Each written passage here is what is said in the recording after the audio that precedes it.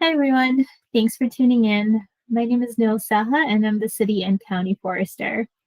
So I took on this role in November of 2021, so I'm still fairly new, but it's been really great getting to know the community and the urban forest here in Broomfield over the past couple of months. And I look forward to working with many of you in the future. So, if you're tuning into this talk, you probably know about the countless benefits that trees provide. In an urban environment, trees are absolutely critical in making our neighborhoods and communities more sustainable, livable, and resilient. And I really like this graphic from the Nature Conservancy because it touches on the many ways that we benefit from the urban forest. So, for example, we know that mature trees absorb a ton of carbon dioxide and filter fine particulates such as dust, dirt, and smoke, all of which improve air quality and make our communities healthier places to live. One of the really cool things about having trees in residential areas is that strategic placement of trees around our homes can reduce the need for air conditioning by 30% and reduce our winter heating bills quite a bit. So all of these, this kind of reduces the carbon emissions we have and also reduce our energy costs. We know that trees play a really important role in increasing biodiversity, so they support wildlife and insect communities. And lastly, there's been a lot of research lately that show that, trees along with green spaces near where we live help boost our physical and mental health. So what does the urban forest in Broomfield look like? And I think it's important to note that, our urban forest consists of both trees on public land, which means, our parks, streetscapes, and other public facilities, as well as trees on private property. I will mostly be focusing on trees on public land because that's what we have data on and that's what we manage. But on public land, we have approximately 27,000 trees and approximately 150 different species represented. If we dive in a little deeper, there are a lot of different questions we can ask about the makeup of our urban forest. So one of the main questions that I like to ask is, well, how diverse is our urban forest? And you'll hear me come back to this idea of diversity a lot throughout this talk, and the importance of diversity throughout this talk, because diversification is essentially the key strategy that drives our work and building an urban forest that can withstand new pests and diseases, our crazy kind of weather and climatic swings that we have, and many other sort of environmental threats that we can't even predict as of right now. So I mentioned that, we have 150 different species represented in our urban forest, but they're not equally represented, right? So I wanted to share this slide that shows the top 10 species. As you can see, the top 10 species make up approximately half of those 27,000 trees. So Austrian pines top the chart at 15%, blue spruce at 7, and ponderosa pine at 6. So what does this all mean, right? And we'll talk a little bit more about this later when we talk about the emerald ash borer. But one of the issues with having a large percentage of any one species is that we stand to lose a considerable portion of our tree canopy if a new pest emerges that, kills off that particular species, or that, we have a year that is particularly tough on a certain species in terms of our weather. So, for example, an insect or disease that affects Austrian pines, and we do have some, can impact approximately 15% of the trees on our public land, which has huge economic, environmental, and social repercussions. So, what is our role in all of this, right? What does the forestry division do? So, we're essentially responsible for the management of those 27,000 trees. But we're also responsible for making sure that the urban forest continues to thrive and benefit the residents of our community throughout the future. And we do this through a variety of programs. So we have a tree planting program that aims to replace trees that we lose every year. So as much as we would love to, and as careful as we are about planting trees, um, it's just darn near impossible to get 100% survival rate on our young trees, right? And we do lose mature trees every year. So our tree planting program really aims to make sure that, we're replacing the canopy that's being lost every year. We have a tree maintenance program.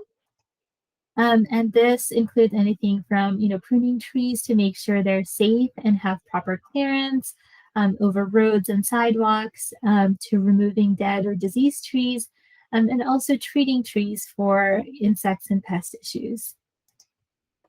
We have a wood recycling program, and the goal of this program is to keep woody debris out of the landfill. So we have a tree branch recycling center in 124th and Lowell, where we see upwards of 11 to 14,000 visitors, residents each year. Um, and this is where we accept tree and shrub branch materials. So this material gets ground into mulch and then distributed to the community. As I mentioned, public trees are only a part of the urban forest. So we do a lot of education and outreach with individual homeowners, HOAs, schools, and other community groups on how to care for trees on private property. We have an inventory and evaluation program.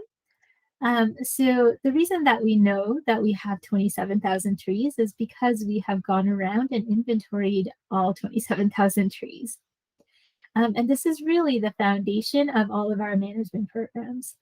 So whether it's, to determine rotational pruning, figuring out which trees need to be replaced or treated, this inventory is essentially how we keep track of those 27,000 trees. Um, as you can imagine, trees grow every year because they're, biological organisms, right? And, to keep this inventory updated, it's a lot of effort. And our the data is as good as our ability to update it. And lastly, we provide support in the plan review process. So we help guide landscaping and new tree planting on new developments throughout the city. So let's talk about tree planting a little bit more. You might have heard the saying, right tree, right place. And what do we mean by that, right? So, in an environment where we have a lot of infrastructure like buildings, utilities, and where the goal of planting trees is really oriented around benefiting the community and us, we really need to consider both the characteristics of the trees that we plant as well as the planting site. There is no sort of easy gratification with trees. They often take decades to reach their mature size, and they're very much place bound. So we really need to do it right the first time. One of the many main things to consider, and we do this, when we're planting trees in parks. And we also recommend that residents consider this as they're considering trees around their homes, is what is the mature height and canopy spread of a species? So, for example, a redbud tree will be significantly smaller than a bur oak tree at maturity. And it's really important to consider, well, how much room can we really allow that tree to grow? It's important to consider what that particular tree needs. So different species have different soil and nutrient requirements. And in many of our areas, we have not so good soil, right? Our soil is, have like a lot of clay, and it's very alkaline soil, and there are species that simply just do not do well here. And autumn blaze maples are probably the prime examples, because this particular species tend to be fairly short-lived and develop chlorosis, which is like the yellowing of the leaves, simply because they aren't able to acquire the nutrients they need from our soil efficiently.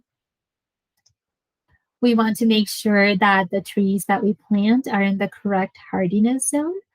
So we're in zone 5B and 6A here. And as I mentioned, there are a lot of different restrictions in an urban environment. So when it comes to planting trees here, we really need to pay attention to things like where are the utilities, how close to a building, so that we can kind of minimize the conflicts down the line. I'm sure you guys have all seen, large trees that get planted under power lines and end up being pruned like, they have a bad haircut. Lastly, we kind of want to make sure that, and we'll talk a lot more about this, but we're not planting trees that are prone to pests and diseases. Emerald ash borer, I'm sure you guys have all heard of it, but that's a prime example of this. Ash trees are no longer suitable to plant in our area. And, while we're thinking about all of this, it's really important to consider, what are the characteristics that we like in a tree, right? Like we all have different preferences. Like, do we want a particular fall color? Do we like a certain kind of foliage, fruit, or flower? Do we want to support wildlife? What kind of tree shape do we like? I think one thing to kind of keep in mind as we're, looking at trees to plant um, is that there is no perfect tree. So when we're thinking about what to plant on a much broader scale, like, for a planting program, we come back to this idea about diversity. Yeah, so one of the kind of best advice that I've heard given recently is that if you're planting 5 trees around your property, consider planting 5 different species because in all likelihood, we'll see new insects and pests arrive in our community, and we'll continue to deal with the different climatic variables. And diversifying what we plant is really just the best strategy we have. In the city and county of Broomfield, we try to follow this formula. So, we're not just diversifying species, but we're really scaling up to make sure that we're diversifying at the genus level as well. So, we can be very strategic about all of this, right? So there's a lot of information about, what does well in our soil and our climate.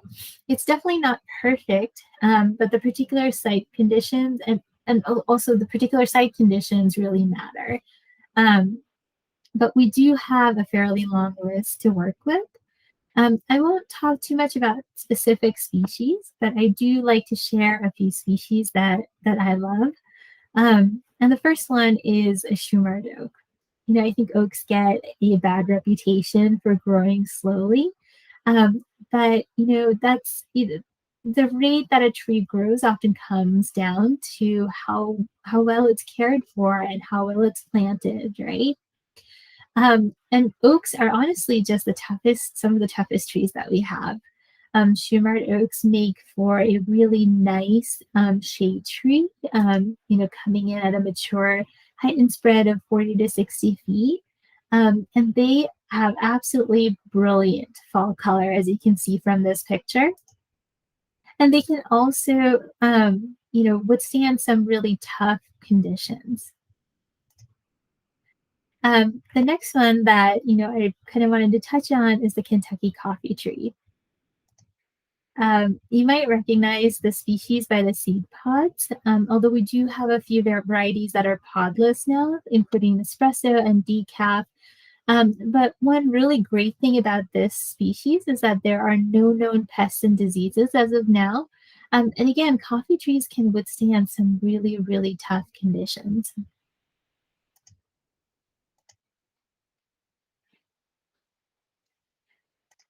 The last species that I kind of wanted to touch on are the big tooth maples. So it is native to Western US, often found in the bottoms of canyons.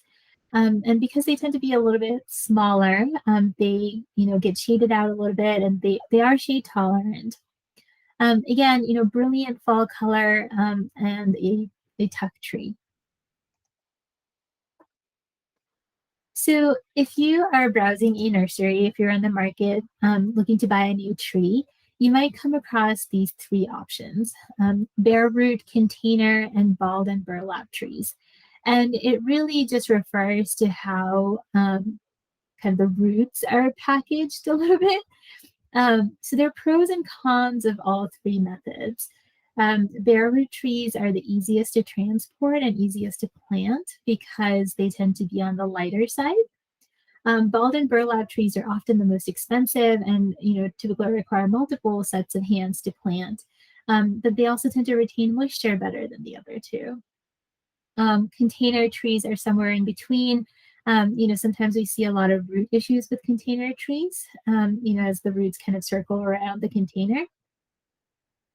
But like I said, all of these have, different pros and cons. I won't go over all the steps to planting a tree, um, but I really wanted to stress that one of the main reasons we see young trees die is because they're planted too deep. So, when we're planting a new tree, one thing to kind of keep in mind is that when we set it down in the ground, that we see the root collar. So the root collar is this flare or bulge where the trunk meets the roots. And we want to make sure that, it's visible above ground.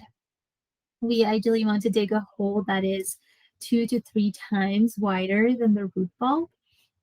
We want to make sure that we're getting all of the twine, the wire, the burlap off the tree before we set it in the ground if it's a balled burlap tree. Um, and lastly, we want to make sure that the tree is straight. It's plumb.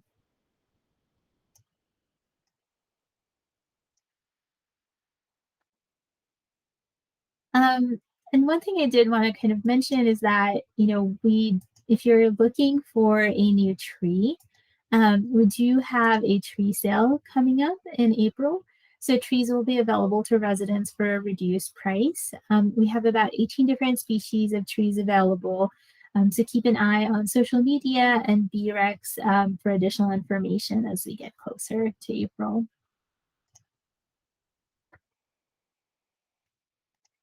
So how do we care for our young trees? Um, it's pretty simple, but also kind of complicated, right? So the two absolutely key things that new trees need are water and mulch. So most tree problems in the Front Range can be traced back to either too little or too much water. And one thing I want to stress is that, no matter how drought tolerant a species is, all newly planted trees will require some water to actually properly establish. And watering your trees can, help protect against branch dieback disease and insect infestation. It's what the tree needs to kind of be able to withstand all of the different elements. So there's kind of this idea that, the tree roots go straight down, which is not the case along the Front Range. As I mentioned, we have clay soil. So, we find that most of the tree roots are within the top 12 to 24 inches of soil, and they tend to go out rather than down. And tree roots can extend out much farther than we think. So they often extend out farther than the drip line. And when I say the drip line, I mean the outer limit of the tree canopy. When we're watering a tree, I think one thing to remember is to apply water slowly so that it moistens the soil to that depth of 12 inches so that the roots are getting water, the roots that are in the top 12 to 24 inches. Um, you can, ideally, we would apply water to the drip line of the tree. And there are lots of ways to water, slowly. So you can use a sprinkler, a soaker hose. There are lots of homemade systems that you can use. I've seen people drill, holes at the bottom of 5-gallon buckets to water small trees. So there are lots of creative ways to water slowly. And a general rule of thumb for how much water is, 10 gallons of water per inch of the tree's trunk diameter per week. And for example, a newly planted tree is about 1 to 2 inches in diameter. So you would want to give that tree 10 to 20 gallons of water through the summer months. In the winter, you can scale that back a bit, so 10 to 20 gallons of water per month rather than per week. And Denver Water and the city of Aurora actually have a couple of really nice charts that you can look at to kind of determine, how much water your particular tree needs, and you can just kind of Google those. So mulching, it's a really simple idea, but I think it can be overlooked a bit. There are tons of different benefits to mulching. We often get questions about, soil amendments and fertilizers, and all of those things have variable rates of success, and are really, kind of hard to determine whether to apply them or not without a soil test. So honestly, the best thing and often the simplest thing we can do for our young trees, in addition to watering, is mulching. And mulch has so many benefits, right? So it helps retain the moisture. It helps insulate the tree's root system. It prevents, competition with grasses and weeds. It prevents soil compaction so that oxygen is available for the tree roots to take up. And it also serves as a buffer for against our, human clumsiness like lawnmowers and weed whackers. Again, kind of a simple concept, but important to note, proper ways to mulch. So typically, we want to have a 2 to 4 inch thick mulch layer. And I actually heard the other day that you can even go, thicker than that. It's beneficial. Natural mulch like wood chips and shredded bark, is ideal. One thing that I kind of like to mention is, to keep mulch away from the trunk of the tree. So again, this arrow is pointing to the root flare where the trunk meets the root system.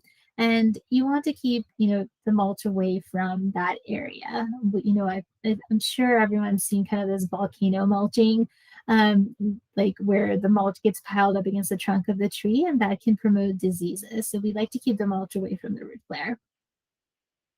And in an ideal setting, mulching should extend out to the drip line, so it protects the entire root system of the tree. But at a minimum, for small trees, we like to recommend 3 feet, so that's 3 feet radius around the tree, and 8 to 12 feet for medium to large trees. And if you're looking for mulch, as I mentioned, we do have the Tree Branch Recycling Center, where we accept shrub and branch materials and then grind it up into mulch. And that mulch is available to all the residents at no cost. There's the address for the Tree Branch Recycling Center, and the mulch is available in piles outside the gate, so you can come pick them up, 24 hours a day. All right. So we will switch gears a little bit here and talk about the emerald ash borer. So, by now, I imagine most people have heard about this little bugger. And the reason that you might hear pretty much every urban forester talk about this pest is because it is the costliest pest that we've had in our history. It is responsible for the destruction of tens of millions of ash trees in the country. Um, it was found in Michigan in 2002, and we think that it most likely arrived in the U.S. From Asia in woodpacking material. So as you can see from this particular map, um, it has spread to about 35 states and Canada since 2002. So to kind of put this in perspective, about 15% of the trees that we have along Colorado's Front Range and Colorado's urban forests are ash. Um, and this particular insect, and just to kind of clarify, the emerald ash borer impacts all ash species. They're specific to ash trees. But if we have 15% of our urban forests made of ash trees, this insect poses a major threat to our urban forest statewide. So overall, this has been and will continue to be a really big deal. So in Colorado, um, emerald ash borer was found in Boulder in 2013. And, we think that, again, it got here kind of probably as a hitchhiker on wood that, people were moving. Um, It was found in Broomfield in 2019. You can see that, over the past 9 years or so, it has kind of spread throughout the Front Range. It was, um, I think the latest was, the Fort Collins area. Um, in 2018, we were estimating that there are about 50,000 ash trees in Broomfield, and most of it is on private property.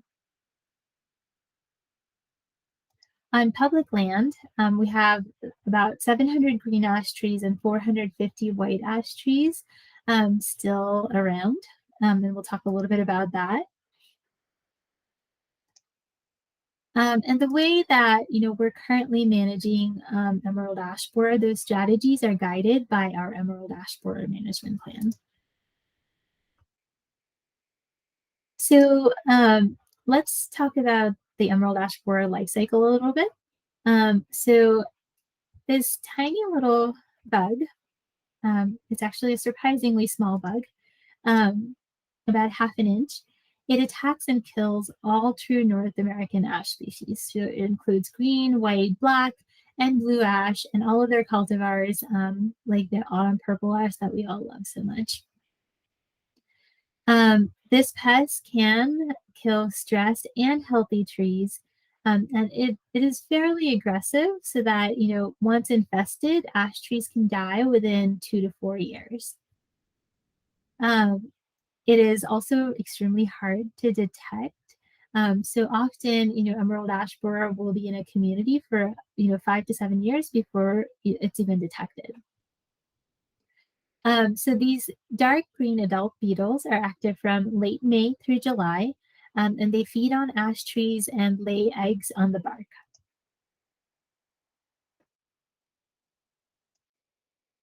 Once those eggs hatch, the larvae, as can be seen here, tunnel into the bark and they feed on the phloem and the sapwood layers. And they produce these galleries that girdle and ultimately kill the tree.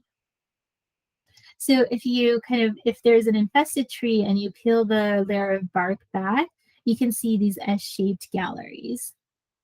And once these trees have been girdled for, a prolonged period of time, you can start to see the canopy die back, and that girdling is ultimately what kills the tree. Um, EAB adults, so these green bugs, can typically fly up to about half a mile from where they emerge to infest new trees. And that rate is, much faster if we're helping them out by moving infested firewood, nursery stock, or other wood.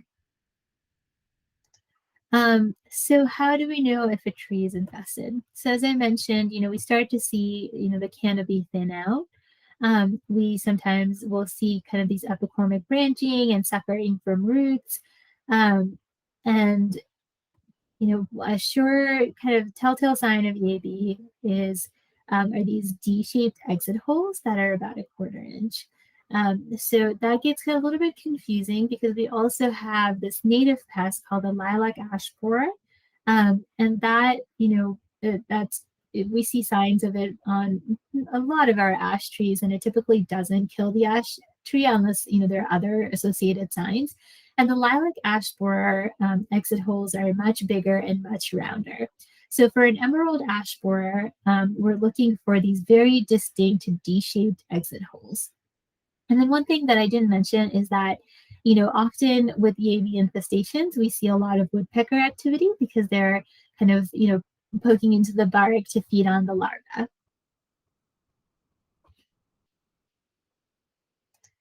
So what is the city doing about emerald ash borer?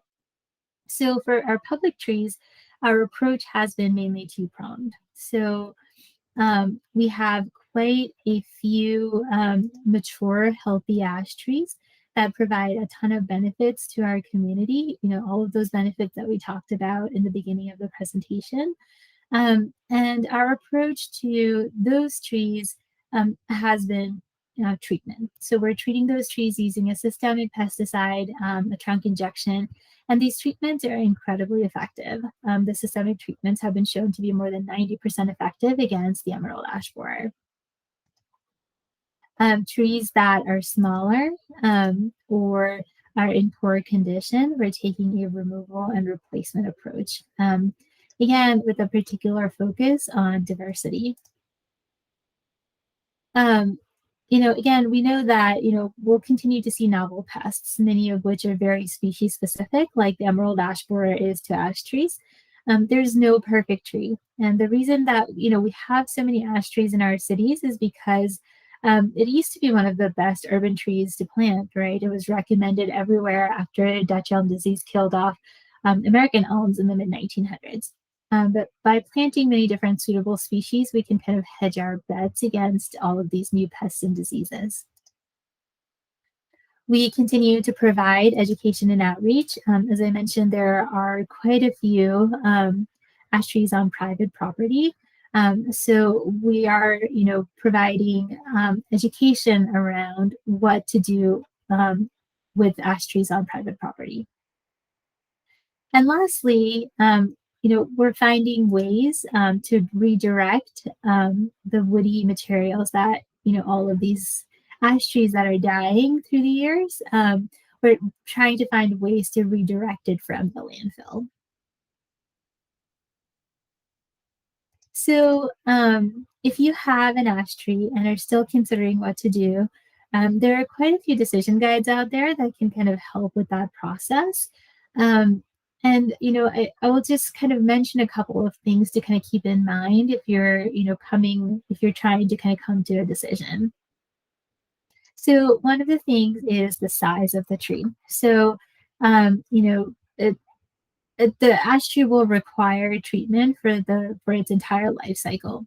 So if you have a small ash tree, one thing to consider might be whether it's better to remove and replace that tree rather than treat it every couple of years for its life.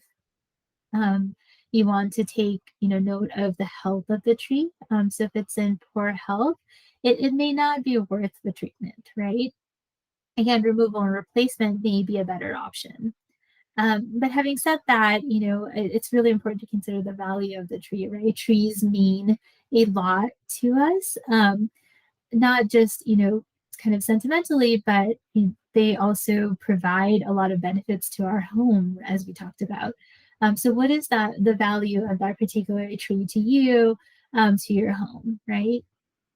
And then, one of the things that we want to consider is because we have emerald ash borer and Broomfield is the extent of the infestation. After a certain point, treatment is not very effective, and that kind of determining that, it's helpful to have a licensed arborist kind of evaluate the tree and determine, whether it's worth treatment.